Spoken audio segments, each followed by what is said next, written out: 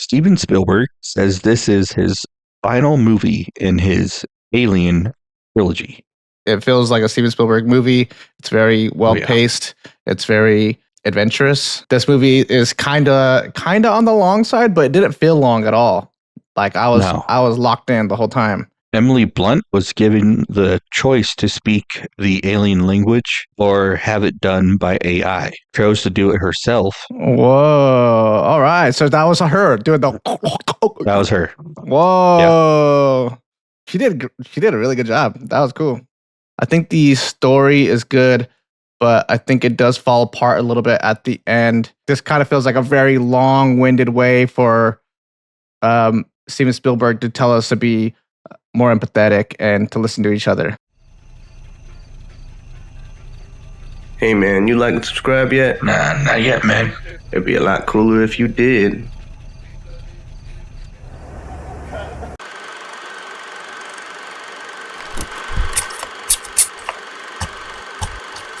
Cinema Rolls Podcast. Welcome to the Cinema Rolls Podcast. I am Josh. That's my brother Eric over there. We are your host. This is a Cinema Rolls Podcast, a podcast dedicated to watching and studying film. Before we get started today, I would like to dedicate this episode to our Uncle Mario. He just passed very suddenly. And I have fond memories of my Uncle Mario when it comes to movies, specifically because when I was younger, I used to sleep over at their house all the time. And Angel and Sean would watch a movie when they go to sleep. And within the first 15 minutes, they'd be passed out. But me, I always had a hard time sleeping, and I love movies. So I would just stay up watching the movie, and my Uncle Mario would come in and go to sleep, and then turn off the TV on me. Those are my favorite memories of my Uncle Mario. I just remember him watching soccer all the time. Yeah.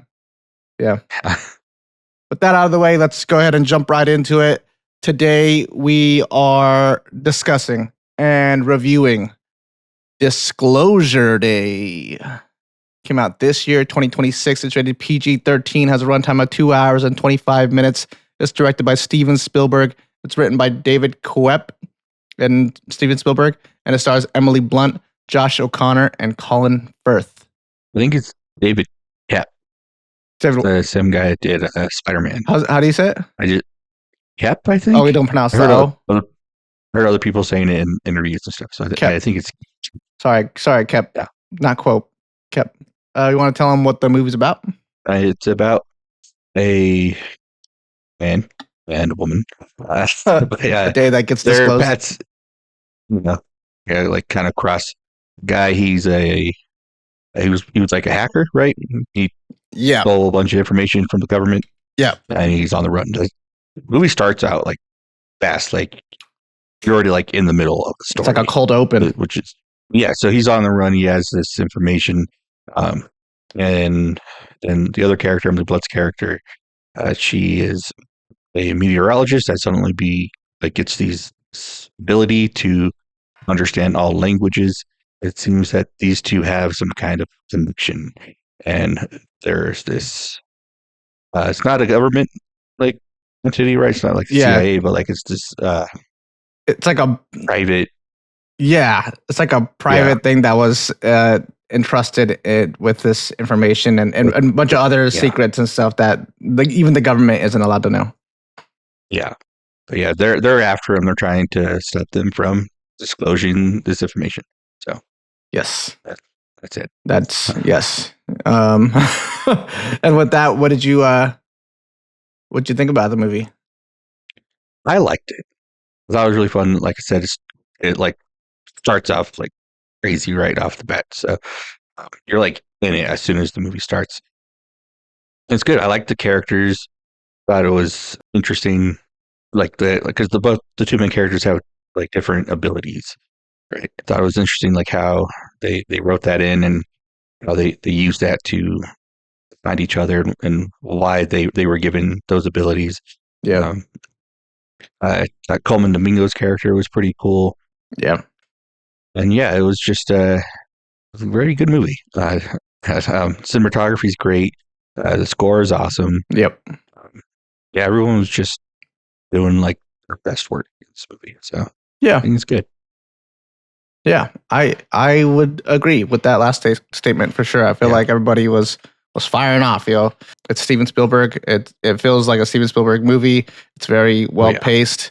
It's feels very like adventurous. Even though it's not like adventurous like some of his other movies like Indiana Jones, you know what I mean? But it feels adventurous. And I really like Emily Blunt's character. I heard the whole sequence when she first gets her ability, I think is super entertaining. Yeah. This movie is kind of on the long side, but it didn't feel long at all. Like I was locked in the whole time. And at one point, I kind of felt like I had to pee, but I was like, I don't want to get up because I don't want to miss anything. So I just held it, but it was worth it. I think it was all pretty solid.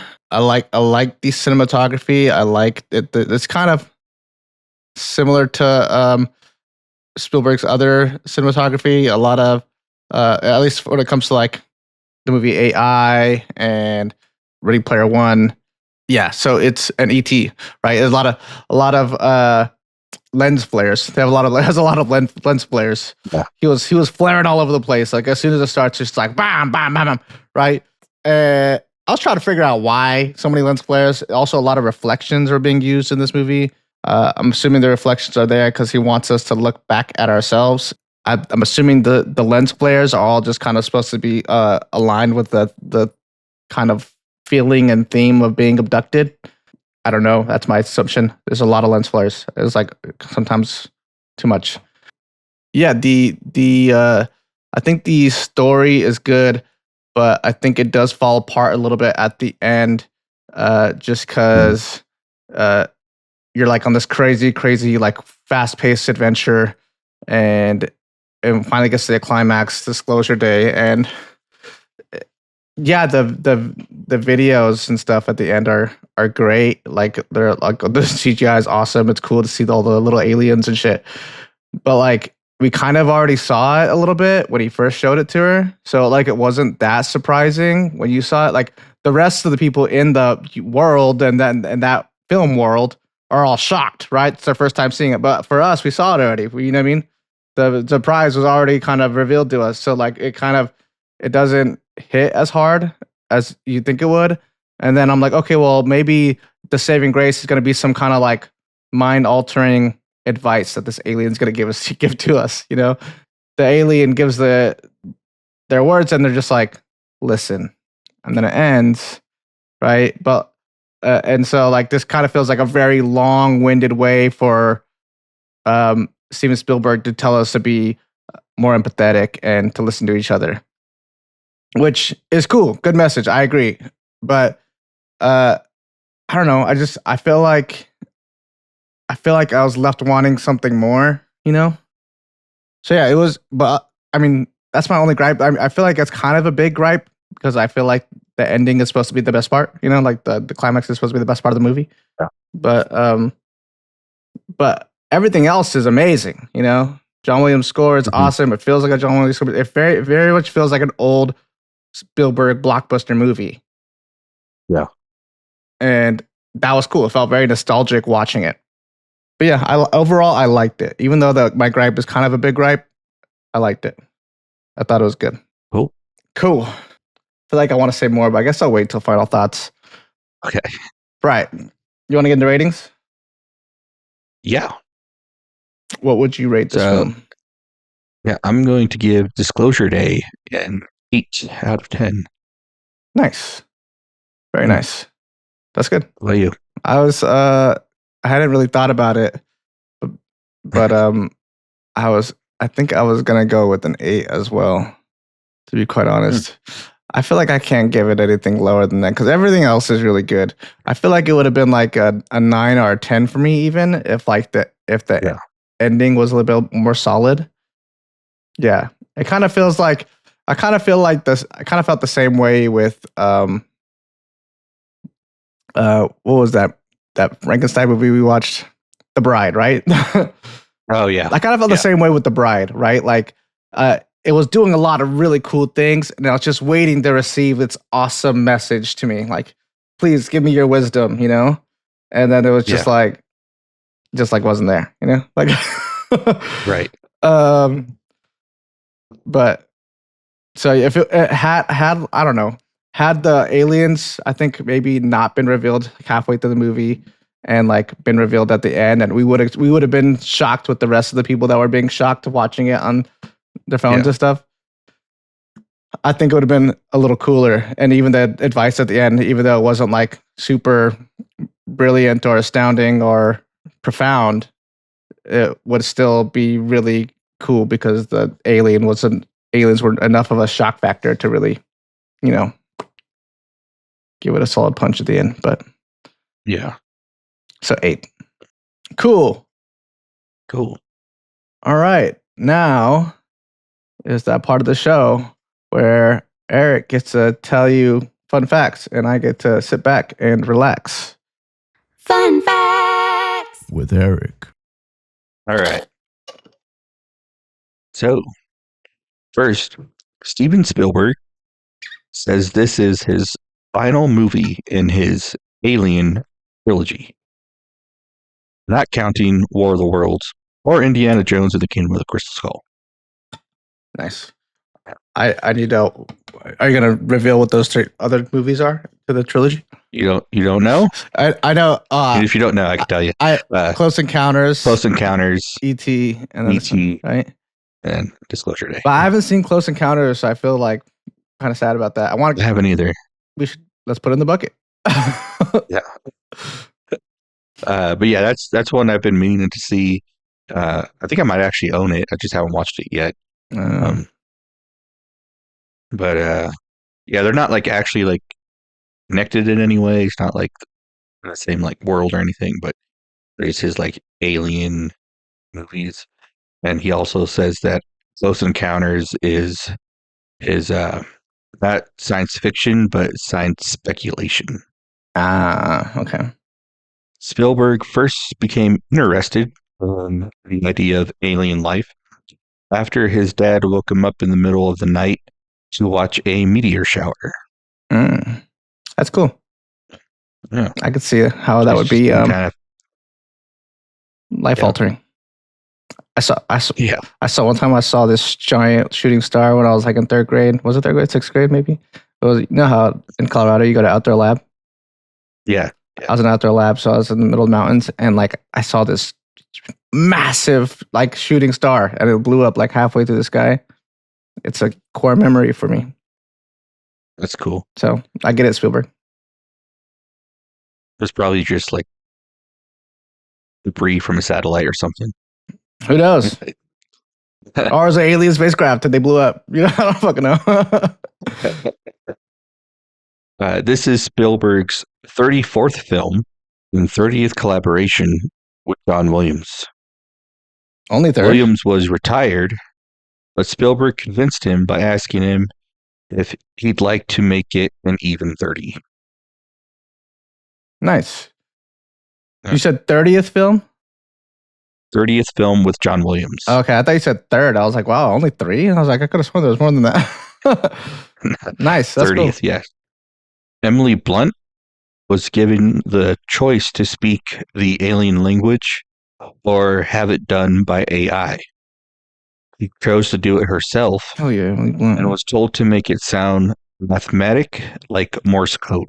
Whoa! All right, so that was her doing the. That was her. Whoa! Yeah. She did a really good job. That was cool.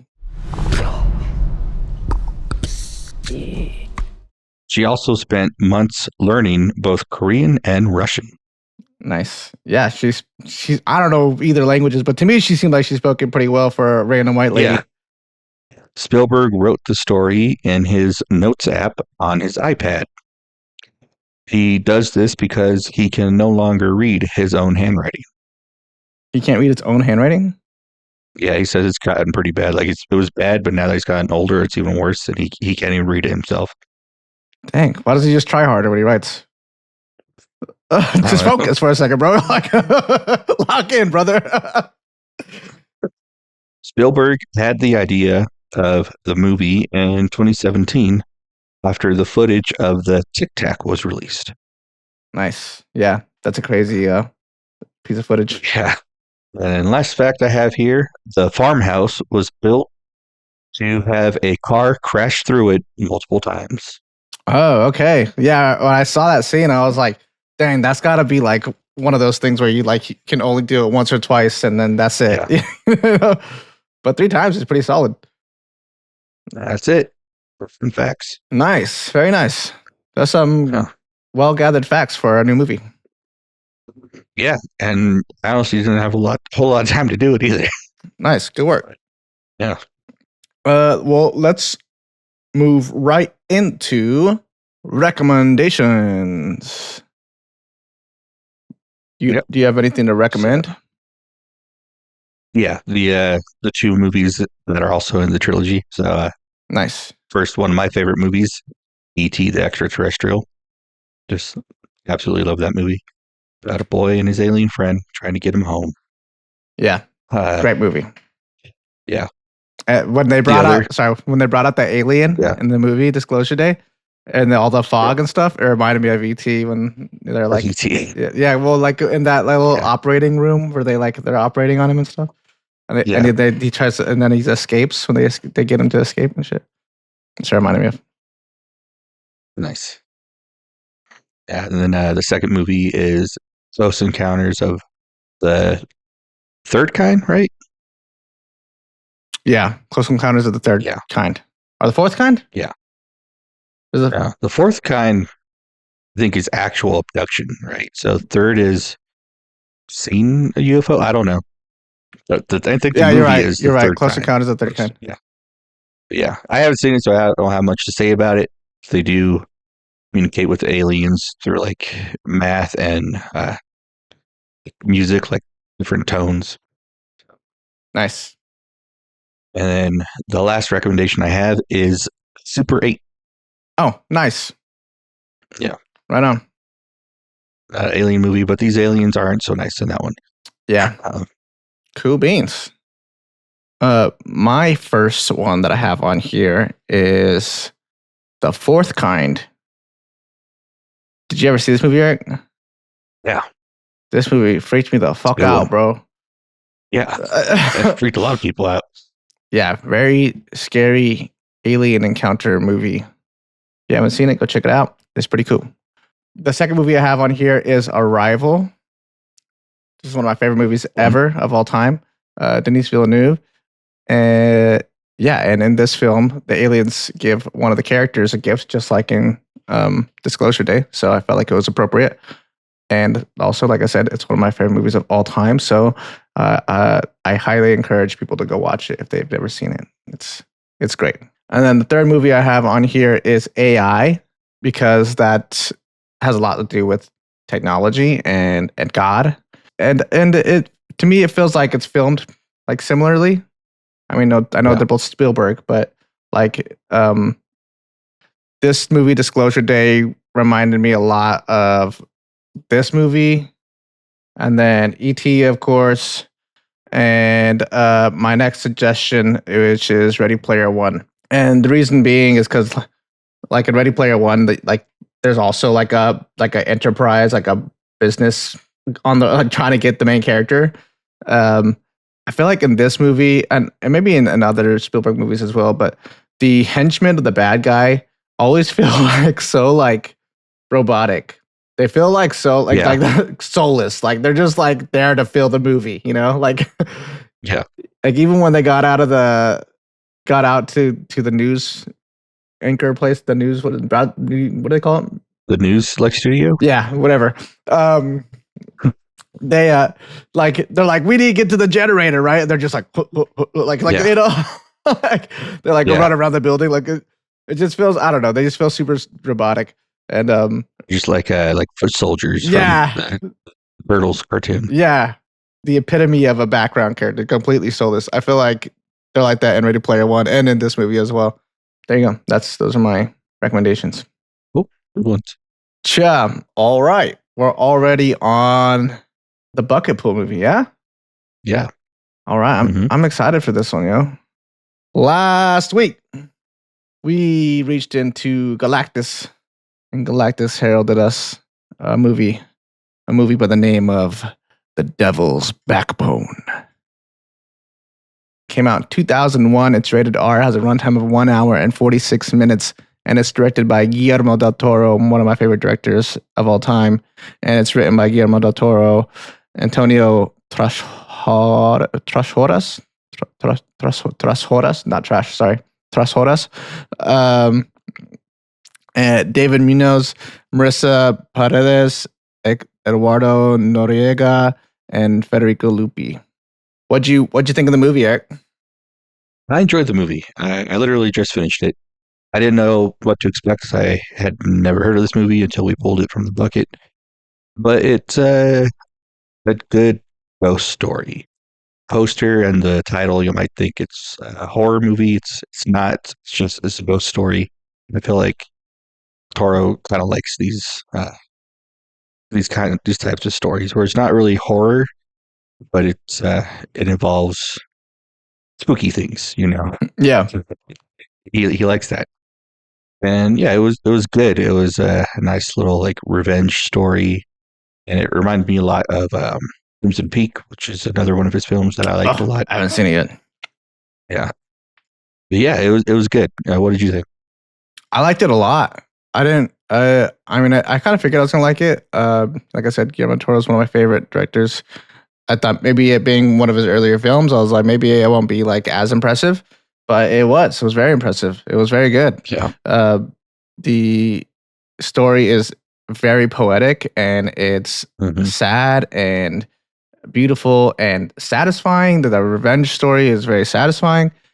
Yeah, it's so well connected, so well written. Guillermo del Toro really understands art and color theory and symbolism, and it's satisfying to see him put it all together. It's one of those movies where it just ends so perfectly and so well that like there's nothing really to. I mean, there's still, like, I guess there's still stuff to speculate, but it gives you all the answers. It leaves the book closed, right? There's nothing else to be like, oh, well, what happens next? It's like, that's the fucking story, bitch. You know what I mean? Yeah, very, very poetic, very beautiful. It's very like a Spanish Gothic ghost story. And going in, I really thought it was going to be mostly about the ghost, but it wasn't. It was mostly about these kids that are living in this wartime and how they're kind of naive, and they're kind of just stuck having to live in this shitty situation. Yeah, I like the bomb scene in the beginning. Kind of opens with like you could tell that Del Toro directed Hellboy before this movie, because that scene where it drops the bomb onto the orphanage or whatever felt a lot like Hellboy. The fact that it's a dud. So you did Hellboy before this? I think so, right? Or after? I think after. I don't know. This was 2001. Let me see. Oh, you're right. He did it afterwards, 2004. So kind of the precursor to Hellboy with that little bomb drop. And I seen a poster. It looks like the artist of and creator of Hellboy did a poster for this movie, The Devil's Backbone. Yeah, it looks, his art is extremely recognizable. That's definitely him. I forget his name though. Yeah. Mike Mignola. You can see they were just gonna go right into working together right after this movie. But yeah, the bomb being there, it's just like a reminder to these kids and to everyone that is working in the orphanage that there's a war going on, but life goes on. They still have to like do stuff. They still have to learn shit. They still have to like try to make a living, try to get food on their plates. You know what I mean? It also kind of feels like a ticking time bomb a little bit, because at some point, like the kid says something like oh, like you still feel its heart beating in there or whatever, right? I feel like it's kind of symbolic of the guy they end up getting revenge on, because he's kind of like a a ticking time bomb, and he actually ends up kind of pretty much making a bomb. You know what I mean? Yeah. I like the ghost and how his blood floats because he's underwater. Yeah. Right. That was super cool. Mm. I also like how the water that he's in is like this like amber color. Right. Yeah. And then the doctor has this like, it's, I guess it's not for, it looks like formaldehyde. It looks like it should be formaldehyde with these little fetuses in it who were, I guess, not meant to be born because they're like mutated or whatever. How would you? Yeah, their spines like exposed. Their spines are exposed. They call it the devil's backbone. And so because of that, they abort them. And then he puts them in these jars filled with like rum and other stuff. And there's like this like weird belief that it can cure certain ailments and stuff like that. So they sell it for money. But that's just kind of symbolic of what's going on with Santi, who's stuck in the water, that amber colored water, and is also dead. Yeah. So much going on in this movie. I like that everything kind of comes around full circle with the revenge as well. Like he ends up getting got in the same spot that he put the boy. It kind of sucks that the older gentleman is probably now stuck there too with that guy. Yeah, I know, right? I guess I didn't think about that. Like if that guy's also a ghost, then the old guy is. Because I'm assuming that was him at the end, was the old man. Yeah. I first thought it was the other guy. No, it's the old man. And then when the little boy gets out of the room and they unlock the room because he couldn't do it because he broke his ankle or whatever. They're like, yo, who opened the door? And he said it was the doctor. So, but the doctor had already died. So, yeah, he's a ghost walking around. I feel like Del Toro also does a really good job with like telling a story of love and tragedy. You know, like it feels like a novella, like a telenovela sometimes. Yeah, the way he does it, like when the doctor's reciting the poem to the woman as she's passing away. I was like, wow, that was so beautiful. It's like, it felt so like gothic in a way, you know? Yeah. Yeah. Really, really like this movie. Highly recommend. Me too. It was really good. You have anything else for The Devil's Backbone? No, I don't think so. Cool. Go check it out, everybody. Let's pull from the bucket. What will we get? Every week, people. We do this every week. Put a movie in the comments. We will put it in the bucket and we might pull it. Let's see what it is. Tell me something good. Amélie. Oh, is it pronounced Amélie or Amélie? Amélie? I think it's Amélie. And because there's like an accent over the E, right? Is that the one you're talking about? Yeah. I have yet to watch this, actually. I know of it. I know it's well acclaimed. What language is this movie in? French? I guess would be French. I don't know. Despite being caught in her imaginative world, young waitress Amélie decides to help people find happiness. Her quest to spread joy leads her on a journey during which she finds true love. It seems really cute. Yeah. Nice. I didn't realize this movie came out in 2001. I thought it was older than that. No, that sounds about right. Cool. I think I tried watching it once when I was younger. Like we were still living off of Ames. Uh-huh. But I couldn't get into it. Yeah. And again, I would have been like 12 at the time. Right. Yeah. Yeah. Cool. Right on. I feel like that's a good choice. Is that from the poster? That would be my guess. I don't know who else would have suggested that. Right. Yeah. Yeah. Right on. Sounds good. Yeah. Well, with that, let's get into what we've been watching. What have you been watching, brother? Well, I failed to mention this last week. I watched the new Michael Jackson documentary series on Netflix. The one that says he's a bad guy? Yeah. Zangief is bad guy, Honestly, but he's not bad guy. They don't. From the trailer for it, it did seem like it was going to be very biased, like against Michael. Uh-huh. But it was actually like a bit of both. They had people from both sides, saying what they had to say about him. So that was cool to actually have a documentary that's a little more, neutral when it comes to the subject matter. I know that's what you're supposed to do when you're making a documentary, but most of them do come off a little biased. Yeah. For sure. No, it was interesting. Wasn't a whole lot more information that I didn't already know. Yeah, I mean, forget what it was. There was some like one little piece of information that I had heard before that made me think maybe he did do something.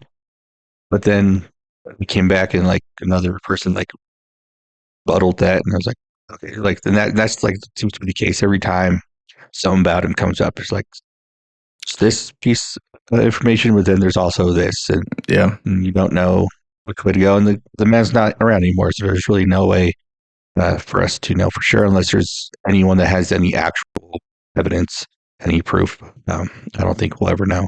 So. Right. They did it for the money. He's innocent. Yeah. Anyways, that's my opinion. Yeah. Trying to think if I've watched anything else. I've been kind of busy this week. I watched a movie on Tuesday. What was it? Pressure. Watch Pressure. Nice. How was it? It was good. Yeah? I liked it a lot. Yeah. Right on. I got to watch that. Brendan Fraser's great, as always. He plays Ike Eisenhower.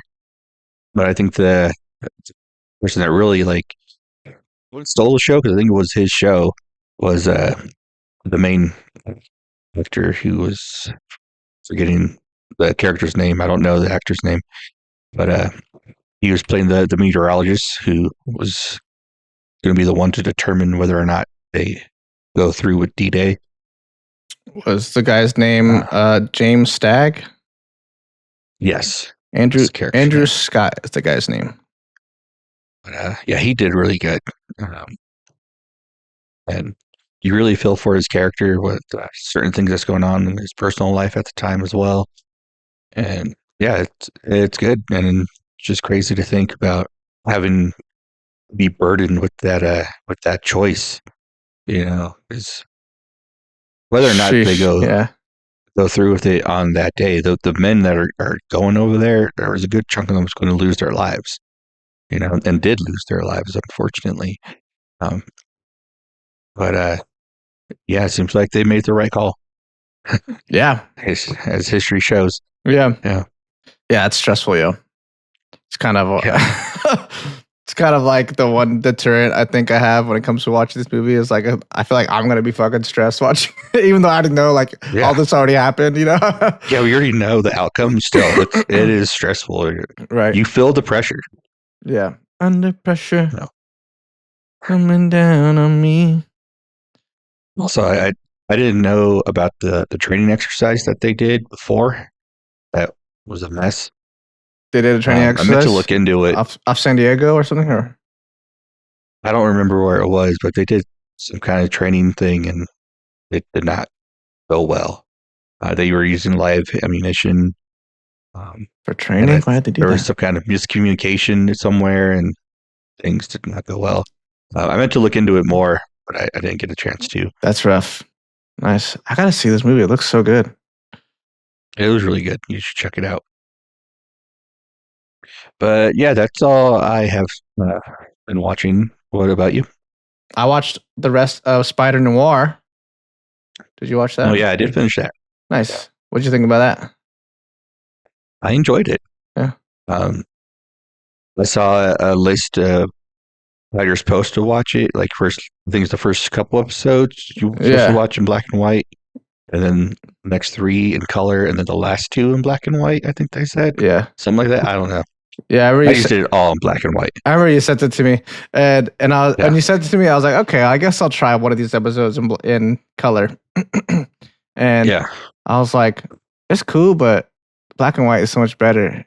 I will say that the true hue thing that they did, it does kind of feel a little bit representative of like the old Technicolor stuff, you know? Yeah. Like the way the colors are saturated and whatnot, kind of reminds me a little bit of that. Which is kind of cool, but they went all out with the designs, the like 1920s designs and stuff. So like it's very colorful. Like it's just like kind of like a drastic change to the black and white, you know. So, interesting. So I watched that one episode in color, and then I went back to black and white. And then I was like, for the fighting scenes, I would go back to, so like middle of the episode, I would just switch it back to color. I was like, I wonder what this looks like in color now. So I just like, switch it. Yeah.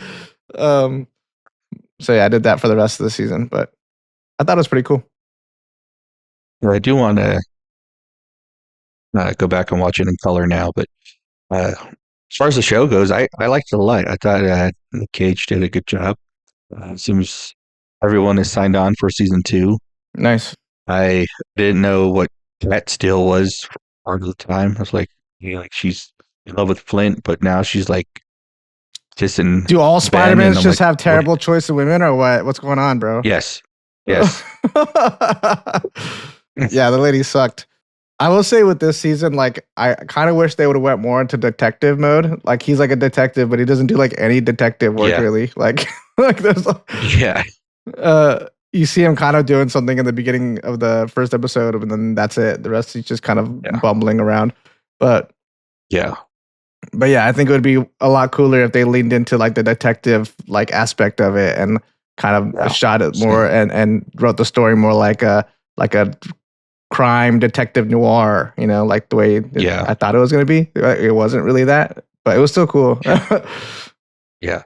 I did like that kid that he had that was helping him. Yeah, he was adorable. Yeah. The bar fight was cool. I liked the bar fight a lot. Yeah. The bar fight was really cool. Yeah.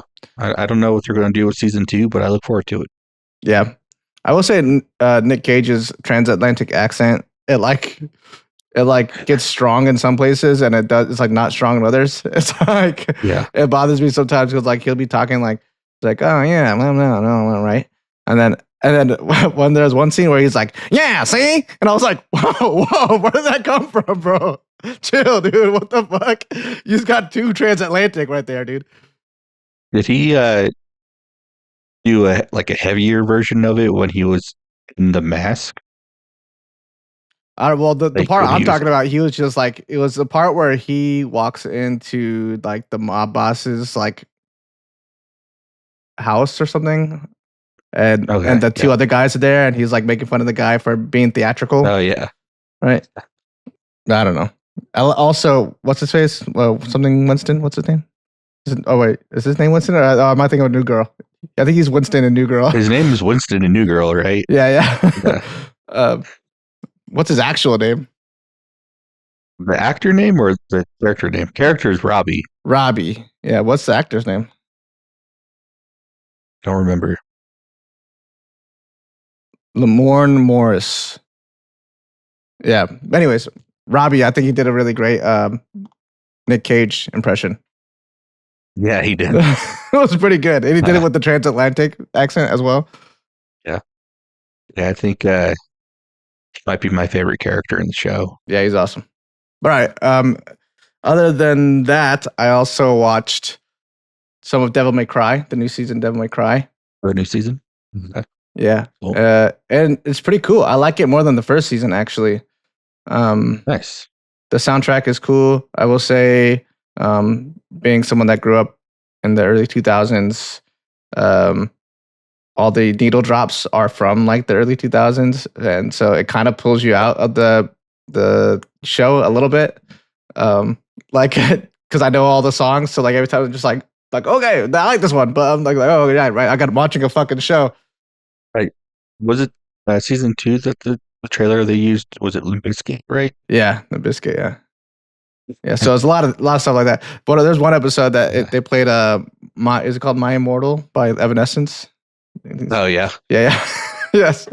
So it was very dramatic, but yeah, so that show is pretty cool though. I like the second season a lot. I think I only watched the first episode of the first season, but I need to check it out. Yeah. Because I like the games. I played the second game on the PlayStation 2. Yeah. And then I like the voice actor. Yeah. Yeah, I need to check it out. Yeah, I remember you playing it. That's the only reason I know of Devil May Cry. Because I didn't play it. I watched you play it. I also watched Witch Hat Atelier. Have I talked about this yet on this podcast? I think so. I'm trying to catch up on that. It's pretty cool so far. The animation's really good. Yeah. Is there anything coming out that you're looking forward to? I keep seeing that trailer. I'm forgetting the name of it, but that girl or that guy, he meets a girl at like a party or like a bar or something, and her name's Amélie. But which he puts her number in his phone. It's missing a digit, so now he's like trying to find this one Amélie. Oh, right. Yeah, that one looks cool. Yeah, that one looks cute. Yeah, I think that one looks good. Like a cute little rom-com. Yeah. Yeah. How do you feel about this new Robin Hood movie that's coming out?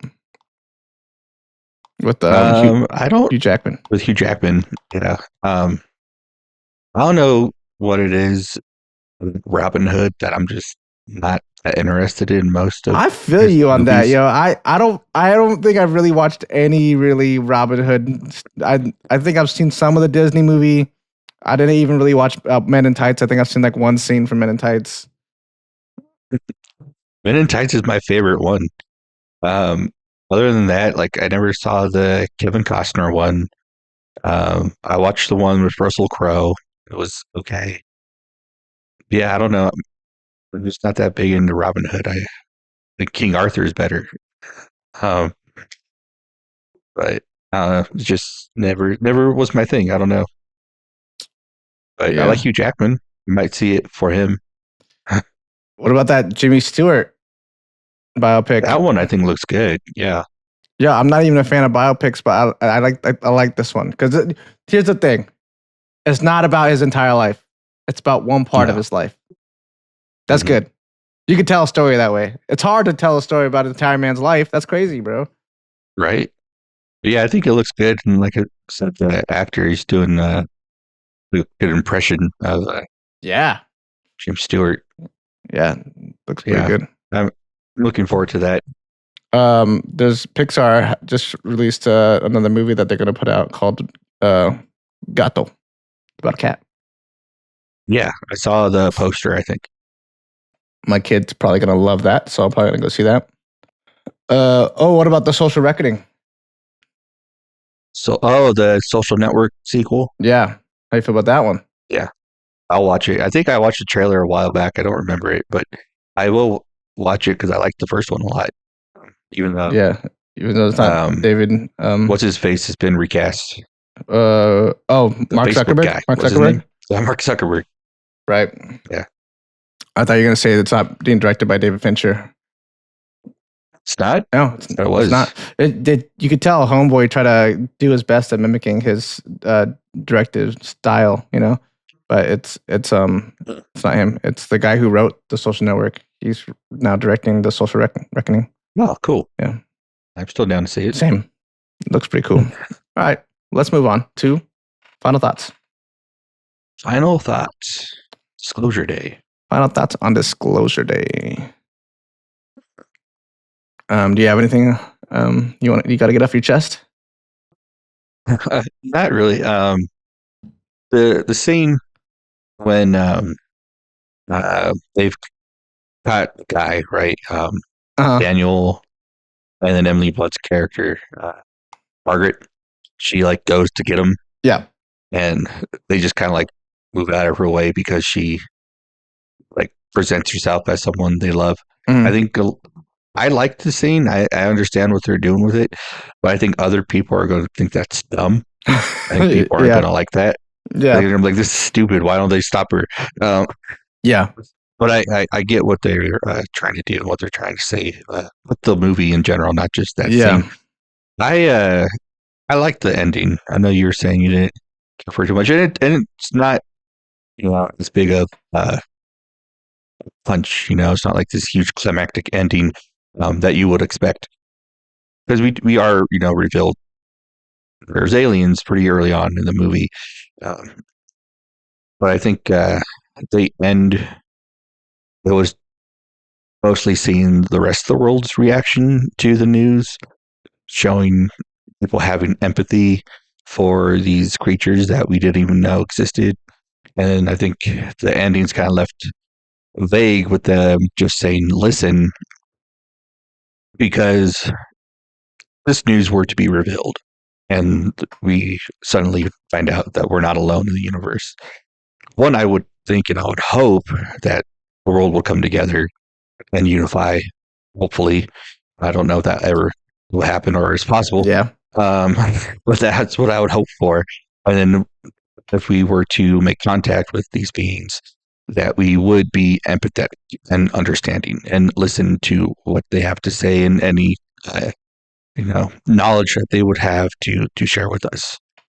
Because it seems, and they were saying this in their interviews to Spielberg and the actors in the movie, that from stories that people have heard, mostly people, if we have been contacted, the aliens haven't been here for like evil like reasons, like they would hope that we would be more understanding and listen to them, and then we can learn from each other as opposed to being scared of them and doing what humans usually do when we don't understand something. We try to destroy it. Yeah.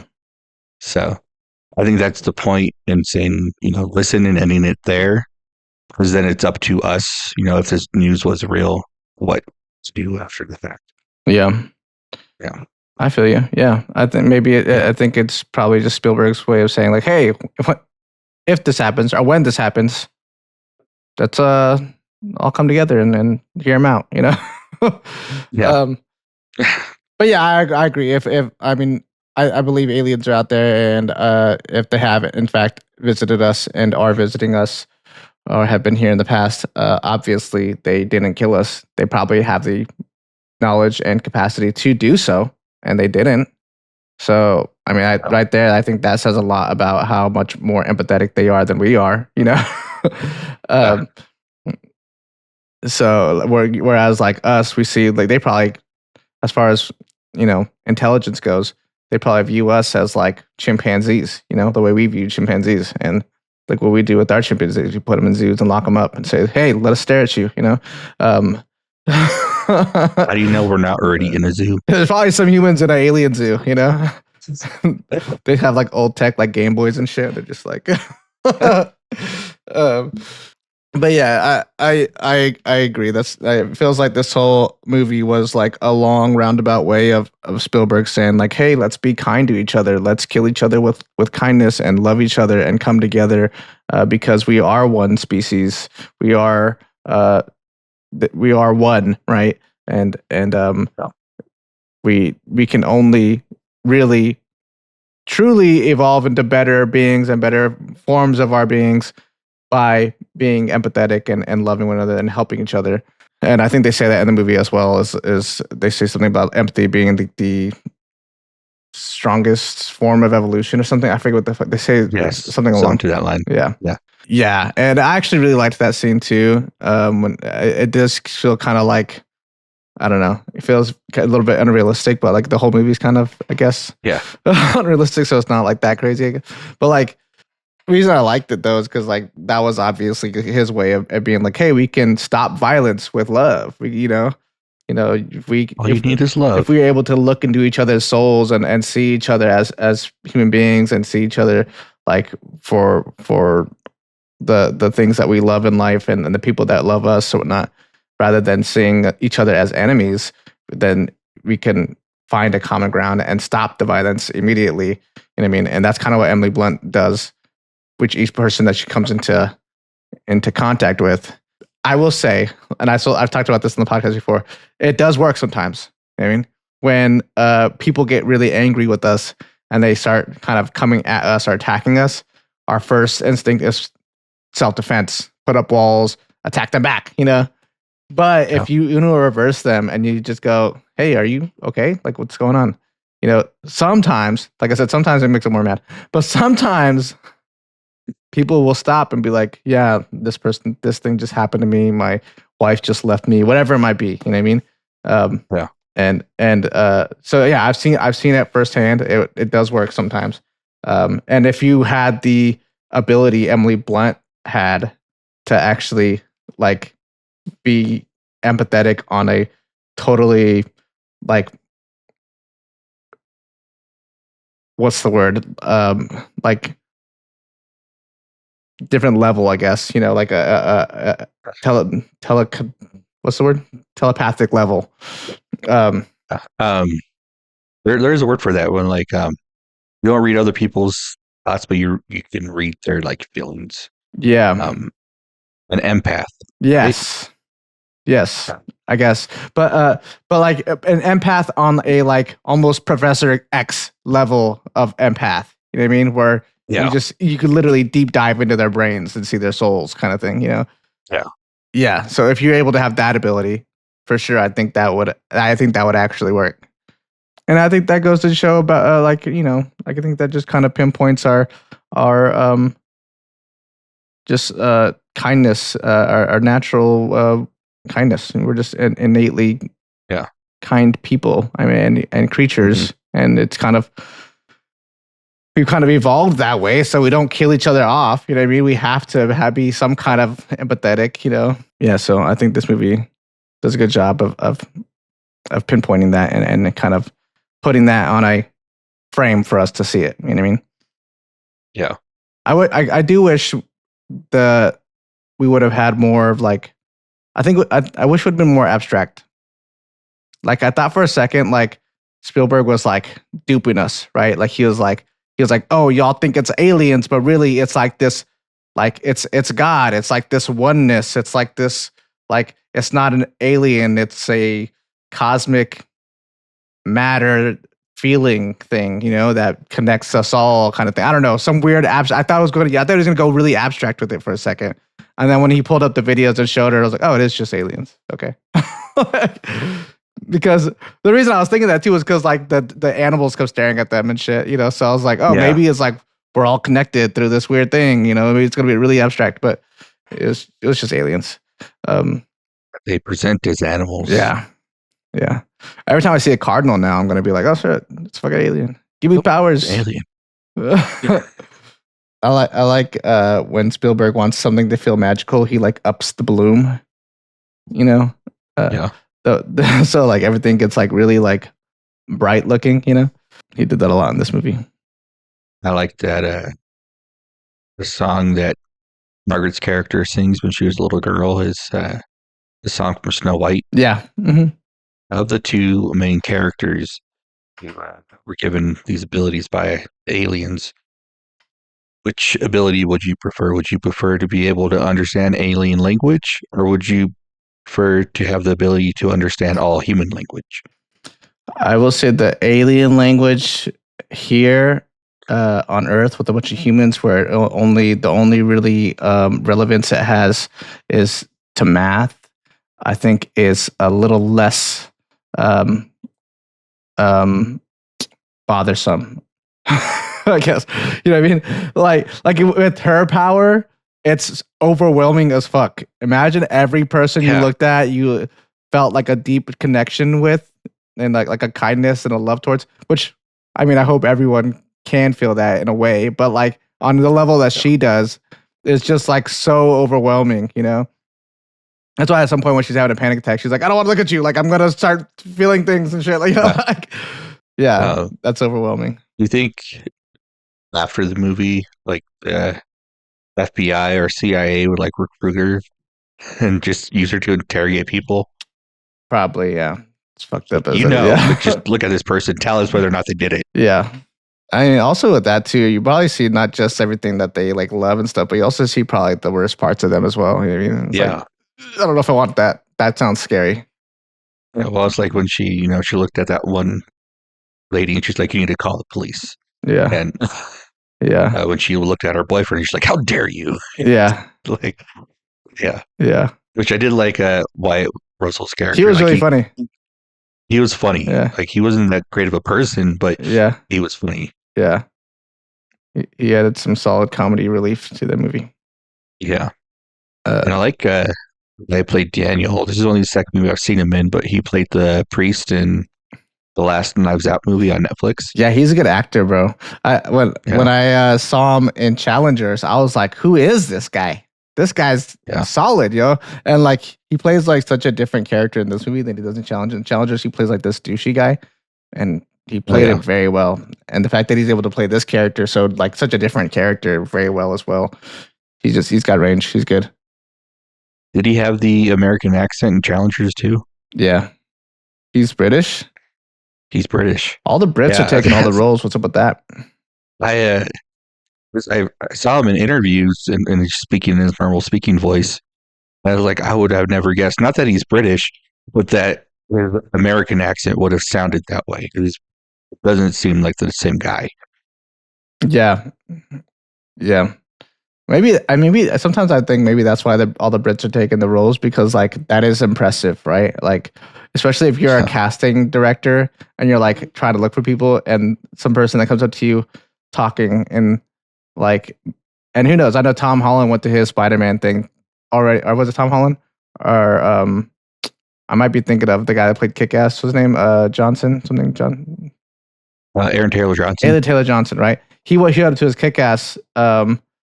Dude, why am I fucking brain? I think I'm tired. Audition? Yeah, he went to his audition, speaking in his American accent. Yeah. And then when they called him later or whatever, he was talking in his British accent. They're like, wait, what? Yeah. What's funny about that story is they essentially like auditioned in the U.S. because they were looking for an American kid. And he just happened to be in the States and went in for this audition. And obviously, it's like an American role. So he did that accent. Mm. And then when they called him, he was like, what? Like, you British? Yeah. Yeah. Yeah. So I don't know if a lot of them do that, or if they go in like, hey, hello, my name's Aaron Taylor Johnson or whatever, right? And then they put on this American accent, and like I imagine that's like as a casting director, that's pretty impressive. You know what I mean? Maybe that's why they get all the roles. Rob Pattinson, remember he used to say he was from Denver, right? Yeah. So that when he did his British accent, people would be impressed. Yeah, yeah, that's right. Yeah, smart. I also too, I wanted to say this got kind of close to my short film as well. So Begonia got pretty close. This got pretty close as well. And I'm starting to feel like I need to just make it before somebody else does, because people keep getting really close to it. Yeah, it's like it's pretty close. Okay. Cool. Yeah. So I need to finish writing that. But anyways, you want to wrap it up? Yeah. All right. All right, everyone. Thanks for watching. Like, subscribe, all the things. Comment. Send us an email. No one's done that in a while. Yeah. But yeah. All right, love you guys. All right. Bye.